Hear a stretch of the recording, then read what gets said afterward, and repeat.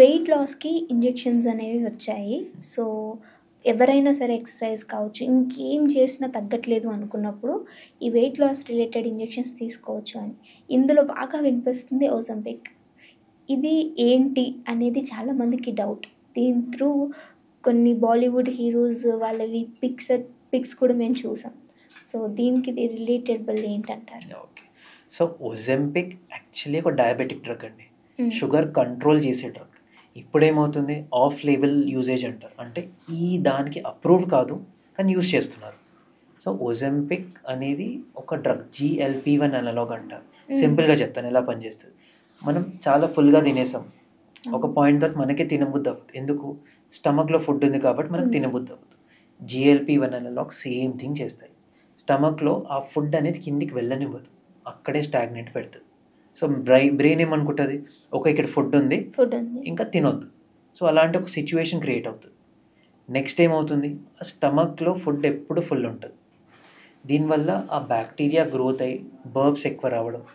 Okay, same thing అలాంటి same food కిందికి వెళ్ళగానే బ్యాక్టీరియా ప్రాలిఫరేషన్, గ్యాస్ ఎక్కువ రావడం, ఈ ఇష్యూస్ అవుతుంటాయి.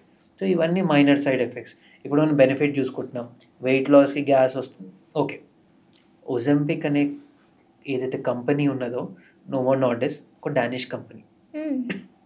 దాని రెవెన్యూ ఆల్మోస్ట్ డానిష్ది జీడిపి కంత ఎక్కువ ఉంటుంది. ఎందుకు అంటే వాళ్ళు అంత అగ్రెసివ్గా ప్రమోట్ చేస్తున్నారు. ఇట్స్ అన్ ఆఫ్ లేబుల్, అంటే అప్రూవ్డ్ డ్రగ్ కాదు, కానీ సెలబ్రిటీస్ కాదన్నప్పుడు ఇంతమంది ప్రమోట్ చేస్తుంటే ఏమీ కేసు అవ్వలేదు అంటారు దీనిపైన? అయ్యాయి కదా. ఒజెంపిక్ కంపెనీ పైన $2 బిలియన్ లా సూట్స్ ఉన్నాయి. ఎందుకు అంటే first thing falls promises of weight loss. అంటే వెయిట్ లాస్ 2 years యూస్ చేస్తారు, స్టాప్ చేయగానే మళ్ళీ వస్తుంది, వేస్ట్ కదా. ఇంకోటి, ఆ వచ్చిన వెయిట్ తగ్గదు ఈజీగా. ఏమవుతుందంటే వన్స్ ఆ పర్సన్కి ఫుడ్ తగ్గించేశారు అంటే న్యూట్రియంట్స్ లేవు, మజిల్ లాస్ అవుతుంది. మన బాడీ వెయిట్ కరెక్ట్ ఉండాలి అంటే మజిల్స్ ఉండాలి మనకు. సో ఇన్ కేస్ మజిల్స్ లేవనుకోండి వెయిట్ లాస్ కష్టం, ఇమీడియట్గా వెయిట్ గెయిన్ అవుతూనే ఉంటారు. సేమ్ ప్రాబ్లం మన ఇండియన్ ఉమెన్ ఫేస్ చేస్తారు. ఏంటి, వాళ్ళకు ఏజ్ తర్వాత వెయిట్ పుట్ ఆన్ అవుతారు. ఎందుకు అంటే వాళ్ళ మజిల్ మాస్ ఉండదు వాళ్ళకి, అండ్ వెయిట్ తగ్గడం కూడా కష్టం వాళ్ళకి. ఈవెన్ ప్రెగ్నెన్సీ డెలివరీ తర్వాత కూడా అవుతారు. సో ఆ వెయిట్ అండ్ అలానే ఇప్పుడు నార్మల్గా నాన్ మ్యారీడ్ ఉమెన్ రెండు ఒకటే అంటారా? అంటే రెండు అది డిఫరెంట్. యూజువల్గా ఏంటంటే ప్రెగ్నెన్సీలో వెయిట్ గెయిన్ ఒక 6 monthsలో సెట్ అయిపోతుంది. అండ్ ఈవెన్ మదర్ ఫీడింగ్ చేస్తుంటుంది కాబట్టి మన బాడీలో స్టోర్డ్ అయిన ఎనర్జీ అనేది మిల్క్ రూపంలో కన్వర్ట్ అయిపోయి వెళ్ళిపోతుంది. సో యూజువల్గా ప్రెగ్నెన్సీ రిలేటెడ్ వెయిట్ అనేది తగ్గిపోతుంది. బట్ ఎవరైతే నాన్ ప్రెగ్నెంట్ ఫీమేల్స్ ఉన్నారో వాళ్ళు ఇన్ కేస్ జిమ్ వెళ్ళి థ్రెడ్మిల్ కాదు వాళ్ళు చేసేది, వెయిట్స్ లిఫ్ట్ చేయాలి. వెయిట్ లిఫ్ట్ చేస్తేనే వెయిట్ లాస్ అవుతుంది. ఆ థ్రెడ్మిల్ గంట చేసినా 2 గంటలు చేసినా స్వెట్టింగ్ అవుతుంది, కానీ మేజర్గా అనుకున్న రిజల్ట్స్ రావు. పపాయ చాలా మంచి ఫ్రూట్ అంటారు అందరు, బట్ డెంగ్యూ వచ్చినప్పుడు పపాయ తినండి, పపాయ ఆకు జ్యూస్ తీసుకోండి అని చెప్తారు. బట్ కొన్ని రీసెర్చ్ ఏం చెప్తున్నాయంటే ఇట్స్ నాట్ గుడ్, అంటే అసలు అది సైంటిఫిక్గా ప్రూఫ్ అవ్వలేదు అంటున్నారు. బట్ చాలామంది నమ్మేది, తీసుకున్న తర్వాత ప్లేట్లెట్స్ పెరగడం ఇవన్నీ ఉన్నాయి కదా, ఏంటి మిత్ అంటారా ఇదంతా? దీన్ని ఎగ్జాక్ట్గా మిత్ అనలేం, ఇది ఎగ్జాక్ట్ ట్రీట్మెంట్ అని కూడా అనలేం. ఓకే, సో ఒక థింగ్ వర్క్ అవుతుంది అనడానికి చాలా రీసెర్చ్ అవసరం. Research first of all available లేదు. ఈ రీసెర్చ్ ఓన్లీ వర్బల్ రీసెర్చ్ అంటారు. నేను వెళ్ళి వాడికి చెప్తాను, వాడు వెళ్ళి ఇంకొకరికి చెప్తాడు, అంతేకాని దీని మీద ఎన్నికాల ఎలాంటి రీసెర్చ్ లేదు. ప్లేట్లెట్స్ డెంగ్యూలో ఆటోమేటిక్ 7 days వరకు ఇష్యూ లేకుంటే ఆటోమేటిక్ పెరుగుతాయి, మీరు పపాయ ఇచ్చినా ఇవ్వకున్నా. సో పపాయ తింటే మన లాస్ ఉందా అంటే, పపాయ లీఫ్ ఎక్స్ట్రాక్ట్ ఏదైతే ఉందో ఎంత ఇవ్వాలి తెలీదు, ఎలా ఇవ్వాలి తెలీదు, ఆ పపాయ లీఫ్ నిజంగా పపాయ లీఫ్ అయినా కాదా తెలీదు. ఓకే, నెక్స్ట్ జ్యూస్ చేసి ఇస్తారు, మన బాడీ కొన్ని లీవ్స్ డైజెస్ట్ చేయలేదు. ఓకే, సో ఈ జ్యూస్ వల్ల చాలామంది డెంగ్యూ పేషెంట్స్ లివర్ ఫెయిల్యూర్తో వస్తారు. అయింది ఒక సింపుల్ డెంగ్యూకి యాక్చువల్లీ ట్రీట్మెంట్ ఉండదు. డెంగ్యూ ట్రీట్మెంట్ ఏంటి, ఆ పర్సన్ కొలాప్స్ అవ్వకుండా అంటే బీపీ పడకుండా చూడాలి. ఒక పాయింట్ తర్వాత ప్లేట్లెట్స్ పడుతున్నాయి, ప్లేట్లెట్స్ తగ్గడం వల్ల ఇష్యూ అవుతుంది అంటే ప్లేట్లెట్స్ ఎక్కడం జరుగుతుంది, అంతేకాని డెంగ్యూకి ట్రీట్మెంట్ లేదు. మ్యాక్సిమం ఏం చేస్తారు, గ్లూకోజ్ ఎక్కిస్తారు, సెకండరీ ఇన్ఫెక్షన్స్ రాకుండా యాంటీబయాటిక్స్ ఇస్తారు, అంతేకాని డెంగ్యూ ఆటోమేటిక్. డెంగ్యూకి ట్రీట్మెంట్ కాదైతే మీరు ఇచ్చేది? లేదు. అచ్చా.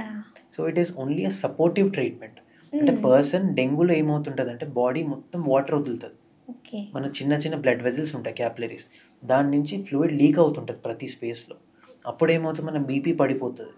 వన్స్ బీపీ పడిపోగానే బ్రెయిన్కి పర్ఫ్యూజన్ ప్రెషర్ తగ్గిపోతుంది. తగ్గగానే మల్టిపుల్ ఆర్గన్స్ ఫెయిల్ అవ్వడం స్టార్ట్ అవుతాయి. సో ఇది అవ్వకుండా ఒక హాస్పిటల్ ఎన్వైరన్మెంట్లో ఫ్లూయిడ్ ఇచ్చి మేనేజ్ చేస్తారు. సో అది మేజర్గా డెంగ్యూ ట్రీట్మెంట్. సో ఒక పాయింట్ తర్వాత ప్లేట్లెట్స్ పడిపోతున్నాయి, ఒక 5,000 10,000 లెవెల్లో వచ్చేసాయి. ఆ టైంలో ప్లేట్లెట్స్ ఎక్కిస్తారు. ఆర్ఎల్స్ డెంగ్యూకి ట్రీట్మెంట్ లేదు. పపాయ అయితే అస్సలకి కాదు. ఓకే, పపాయ అస్సలు రీజన్ కాదు అంటారు. ఇంకొకటి ఏంటంటే డెంగ్యూ, టైఫాయిడ్. సో నాకు తెలిసినంత వరకు నేను విన్న సర్కిల్లో, నా ఫ్రెండ్ సర్కిల్స్లో కూడా వచ్చింది ఒక యూనిట్, వీళ్ళకి తీసుకుంటున్న ట్రీట్మెంట్ ఇంకొకటి. బట్ వేరే డాక్టర్ దగ్గరికి వెళ్ళి, అంటే పర్సనల్ డాక్టర్ దగ్గరికి వెళ్ళినప్పుడు అసలు దీనికి ఇంత మెడిసిన్ అవసరమే లేదు.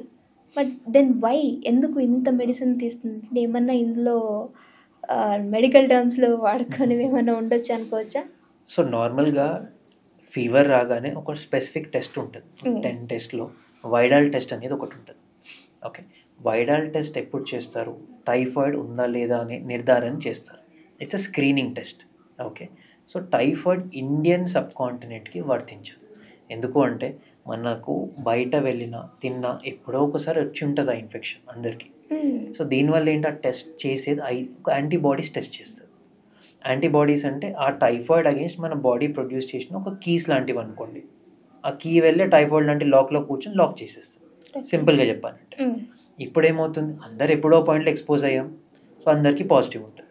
టైఫాయిడ్ వైడాల్ టెస్ట్ అనేది యూజువల్గా క్లీన్ కంట్రీస్ ఉంటాయి, వెస్టర్న్ కంట్రీస్. అంటే ఇప్పుడు ఏ పర్సన్ ఇప్పుడు చెక్ చేసినా ఖచ్చితంగా టైఫాయిడ్ పాజిటివ్ ఉంటుంది. 80 out of 100 పీపుల్కి పాజిటివ్ చూపిస్తుంది. ఓకే, సో ఇండియన్ సబ్ కాంటినెంట్కి అది వర్తించదు.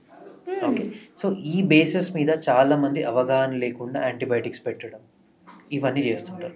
ఇప్పుడు ఫస్ట్ థింగ్, అది ఇన్ కేస్ టైఫాయిడ్ అయిందనుకోండి, దానికి 2 టెస్ట్ ఉంటాయి. ఒకటేమో బ్లడ్ని కల్చర్ పంపించాలి, సెకండ్ వచ్చేసి మోషన్ స్టూల్ కల్చర్ అంటారు, దాన్ని కల్చర్ పంపిస్తారు, ఆర్ ఐజీఎం టెస్ట్ అనేది చేస్తారు. సో ఈ 3 టెస్ట్లో ఉంటేనే యూజువల్గా టైఫాయిడ్. అది జస్ట్ వైడాల్ టెస్ట్ మీద టైఫాయిడ్ ట్రీట్మెంట్ అనేది రాంగ్. నెక్స్ట్, సో ఇది ఇన్ కేస్ టైఫాయిడ్ కాదనుకోండి, చాలా రీజన్స్ ఉంటాయి. ఇప్పుడు ఇండియా లాంటి ప్లేస్లో టీబీ కామన్, ఇప్పుడు రెగ్యులర్గా ఇప్పుడు అందరు క్యాన్సర్స్ చూస్తున్నారు, ఇప్పుడు ఆటో ఇమ్యూన్ డిసీజెస్ ఉంటాయి, ఇన్ని ఉంటాయి అక్కడ. సో ఇప్పుడు ఇన్ కేస్ టైఫాయిడ్ కాదు, ఈ డిసీజెస్ వేరే ఉన్నాయి అంటే మనం యాంటీబయాటిక్స్ ఇచ్చి టైం వేస్ట్ చేసినట్టు, అంతే కదా. ఆ time we could have use to treat the disease, so recovery better ఉంటుంది. సో వైడాల్ టెస్ట్ బేస్ చేసుకొని టైఫాయిడ్ అని అన్నారు అనుకోండి, go for a second opinion. ఇంత చెప్పాక కూడా సెకండ్ ఒపీనియన్ తీసుకోకపోతే అది చాలా కష్టం. సో ఇంకొకటి ఏంటంటే సార్ డౌట్ నాకు, థైరాయిడ్ టెస్ట్. సో థైరాయిడ్ అనేది చాలామందికి ఇప్పుడు పాజిటివ్ వస్తుంది. సో ఇందులో ఏమైనా మిత్స్ ఉన్నాయి అంటారా? అంటే మీరు చెప్తూ ఉంటే నాకు ఇదొక డౌట్ కింద వస్తుంది, ఈ టెస్టింగ్ని మనం ఎలా కౌంట్ చేస్తాము? సో థైరాయిడ్ టెస్ట్ అనేది బేసిక్గా స్టాండర్డైజ్డ్ అండి. యూజువల్గా ఏమవుతుంది, ఇప్పుడు అన్ని ఫ్యాన్సీ సాల్ట్స్ వచ్చాయి, పింక్ సాల్ట్ అంటాడు, వైట్ అంటాడు, గ్రీన్ అంటాడు, రెయిన్బోల్ అన్ని కలర్ సాల్ట్స్ దొరుకుతున్నాయి. ఇప్పుడు ఇండియాలో 1970s అయోడిన్ డెఫిషియన్సీ చాలా వచ్చింది. అయోడిన్ దేనికి, థైరాయిడ్ ఫంక్షన్కి అయోడిన్ అవసరం. సో గవర్నమెంట్ ఏం చేసింది, ప్రతి సాల్ట్లో అయోడిన్ ఉండాలని చెప్పి మ్యాండేటరీ చేసింది. ఆ తర్వాత ఇండియాలో గాయిటర్ అంటే థైరాయిడ్ ప్రాబ్లం తగ్గడం స్టార్ట్ అయ్యింది. ఈ మధ్య ఏమవుతుంది, ఫ్యాన్సీ సాల్ట్స్ అన్నీ స్టార్ట్ అయ్యాయి, దాంట్లో అయోడిన్ యూజువల్గా ఉండదు. సో మనకి థైరాయిడ్ ఇష్యూ స్టార్ట్ అవుతున్నాయి. నెక్స్ట్, థైరాయిడ్ యూజువల్గా హార్మోనల్ డిస్ఫంక్షన్ కూడా అవుతుంది. అంటే యూజువల్గా ఓవర్ స్ట్రెస్ అవ్వనివ్వండి, లేదంటే బ్రెయిన్లో ఏమైనా హార్మోన్ ప్రాబ్లమ్స్ ఉన్నాయి, యూజువల్గా ఫీమేల్స్ హార్మోన్ సైకిల్స్ వేరియేషన్ ఉంటుంది. సో దీనివల్ల కూడా హార్మోన్ ప్రాబ్లమ్స్ వల్ల ఈ థైరాయిడ్ ఇష్యూస్ పెరుగుతున్నాయి. ఓకే, సో ఈ థైరాయిడ్ టెస్ట్ అనేది స్టాండర్డైజ్, దీనికి ఫాల్స్ అలా ఏముంటుంది. సో ఇన్ కేస్ ఉందనుకోండి, ఏజ్ గ్రూప్ ప్రకారం టెస్ట్ అనేది మారుతుంటాయి అక్కడ.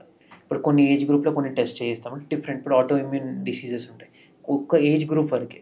మరి పెద్దవాళ్ళలో ఉన్నారనుకోండి, ఆ టెస్ట్ చేయించాం ఇంకా, ఎందుకంటే ఆ ఏజ్ గ్రూప్లో ఆటో ఇమ్యూన్ డిసీజెస్ ఉండదు. సో ఇప్పుడు థైరాయిడ్ టెస్ట్ చేసినాక నెక్స్ట్ నెక్ది అల్ట్రాసౌండ్ చేస్తారు. సో ఏమైనా గడ్డలు వచ్చి థైరాయిడ్ ఫంక్షన్ ప్రాబ్లం ఉందా, సో ఇలాంటివన్నీ స్కానింగ్స్ అవుతాయి. సో ఇవన్నీ అయ్యాక అది థైరాయిడ్ హైపర్ అంటారు, అంటే ఎక్కువ ప్రొడ్యూస్ అవుతుంది. కొంతమందికి హైపో అంటారు, అంటే థైరాయిడ్ తక్కువ ప్రొడ్యూస్ అవుతుంది. సో థైరాయిడ్లో 2 ఇష్యూస్ ఉంటాయి. సో ఆ హైపరా హైపోనా ఆ డెసిషన్ మీద you get the treatment. Okay. So మీరు ఇన్ని చెప్పినాక మన వ్యూయర్స్ కూడా డౌట్ రావచ్చు. అసలు మాకు ఏదన్నా హెల్త్ ఇష్యూ వచ్చింది అని అంటే వెళ్ళి నిజంగా టెస్టులు చేయించుకోవాలా? టెస్ట్ చేయించుకోకుండా నా కండిషన్ ఏంటి అని తెలుసుకోవాలంటే ఎలా? ఓకే. టెస్ట్ లేకుండా చేయించుకోవడం అనేది ఇంపాసిబుల్ అండి. జనరల్గా ఇప్పుడు చూస్తూనే ఉంటారు, లాస్ట్ 3 వీక్స్లో 3 doctors below the age of 40 have died. Okay, 3 doctors below the age of 40 అంటే మాకు కూడా ఇలాంటివి తప్పట్లేదు. Okay, we work in health field. Next ఏమవుతుంది, మేము బ్లడ్ టెస్ట్ చేయించుకున్న రెగ్యులర్గా ఫాలోఅప్స్ అవుతూనే ఉంటాయి. బట్ ఒక ప్రాబ్లం ఎలా ఉంటుందంటే ఇప్పుడు కార్డియాక్ అరెస్ట్ అనేది ఉంటుంది. సో రెగ్యులర్ టెస్ట్ అనేది యాక్చువల్గా అందరు చేయించుకోవాలి. ఇప్పుడు చేయించుకోకుండా తెలుసుకోవడం అనేది ఇంపాసిబుల్. ఎందుకంటే నాకు తెలిసిన ఒక 3 doctors below the age of 40 have died in last 3 or 4 weeks. Okay, even డాక్టర్స్కి కూడా ఇది తప్పట్లేదు. ఓకే, సో రెగ్యులర్గా ఎవ్రీ ఇయర్ ఒక యాన్యువల్ చెకప్ చేయించుకుంటే ఎవరికేం లాస్ అవ్వదు. ఇప్పుడు ప్రెజెంట్కి ఈవెన్ ఇన్సూరెన్స్ కంపెనీస్ కూడా వాళ్ళే ఇంకా ప్రొయాక్టివ్గా చేస్తున్నారు, హెల్త్ చెకప్ చేయించుకోండి, if there is anything we will cover అని. ఎందుకంటే మొత్తం అయ్యాక దేర్ ఇస్ నో పాయింట్. ఏదైనా స్టార్టింగ్ స్టేజ్లో దొరుకుతుంది కదండి, ట్రీట్మెంట్ చాలా బాగుంటుంది. డిసీజ్ బయటపడ్డాక అలా రెస్పాన్స్ ఎప్పుడు బాగుంటుంది. So every year screening above 50 years is mandatory. Okay, thank you so much doctor గారు. సో మీకు ఏమైనా ఇంకా డౌట్స్ ఉంటే, సో ఈ వీడియో చూసిన తర్వాత ఏమైనా డౌట్స్ అనిపిస్తే అంటే మెడికల్ టర్మ్స్లో మీకు హెల్త్ పరంగా ఏమైనా డౌట్స్ ఉన్నట్టయితే కింద కామెంట్ చేయండి. నెక్స్ట్ వీక్ మళ్ళీ ఇంకొకసారి సార్తో మాట్లాడినప్పుడు మీ డౌట్స్ని సార్ రూపంలో అడిగి ఆన్సర్స్ అనేవి తెలుసుకుంటాను. Thank you so much sir. Thank you అండి.